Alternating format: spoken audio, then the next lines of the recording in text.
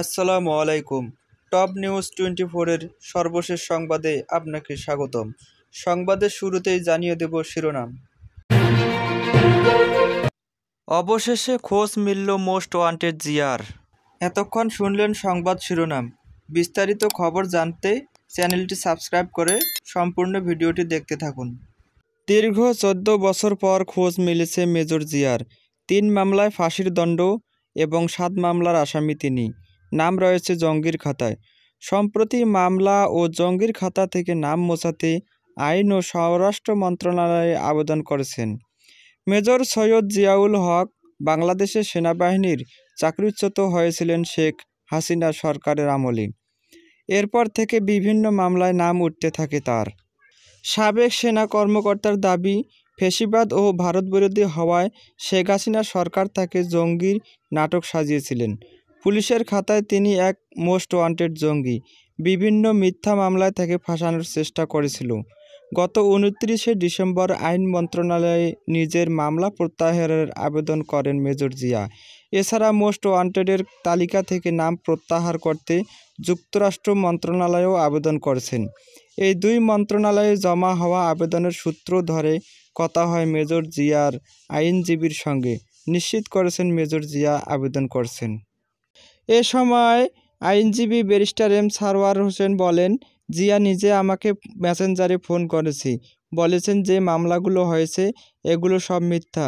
তাই পরিবর্তিত পরিস্থিতিতে সে স্বরাষ্ট্র মন্ত্রণালয়ে আবেদন জানিয়েছে।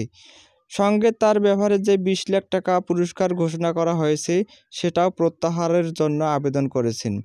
তাই আইন উপদেষ্টার কাছে আবেদন করেছেন যে তার রাজনীতি সম্পর্কিত মামলাগুলো প্রত্যাহার করতে। আইনজীবী আরও জানান, মেজর জিয়া 2011 সাল থেকে বিদেশে অবস্থান করছেন, তবে কোন দেশে অবস্থান করছেন তা তিনি পরিষ্কার করেননি। ফোনে যোগাযোগ করা হয় সাবেক সেনা কর্মকর্তা সৈয়দ জিয়াউল হকের সঙ্গে। তার অভিযোগ, ফ্যাসিবাদ ও ভারতীয় আধিপত্য বিরোধী হওয়ায় তিনি হাসিনা সরকারের রোষানলে পড়েছিলেন। এ সময় তিনি বলেন, পা চাটলে সঙ্গী, না চাটলে জঙ্গি। বিগত ফ্যাসিস্ট ভারতীয় দালাল সরকার জানত কীভাবে জঙ্গি ট্যাগ লাগানো হয়। কৌশলে সব বিরোধী প্রতিপক্ষকে দমিয়ে রেখেছিল। আমাকেও ফাঁসানো হয়েছে।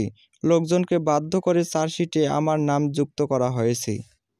সৈয়দ জিয়াউল হক আরও বলেন, শুরুর দিকে আমাকে জঙ্গি বলা হয়েছে, পরে আল কায়দা এবং আনসার আল ইসলাম বলা হয়েছে, আরেক সময় বলা হয়েছে আইএস, অর্থাৎ এমনভাবে সাজানো হতো যেন চাপে রাখা যায়।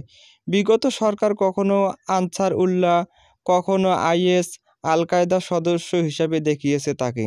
সে সময় জিয়াকে ধরতে 20 লাখ টাকা পুরস্কারও ঘোষণা করা হয়েছিল। আলোচিত জুলহাস তনয় হত্যা ফাঁসির দণ্ডপ্রাপ্ত হওয়া জিয়া, সে সময় তাকে ধরতে পুরস্কার ঘোষণা করেছিল যুক্তরাষ্ট্র সরকার। গত 25শে ডিসেম্বর তা প্রত্যাহারের লিখিত আবেদন করেছেন মার্কিন টেস্ট ডিপার্টমেন্টে।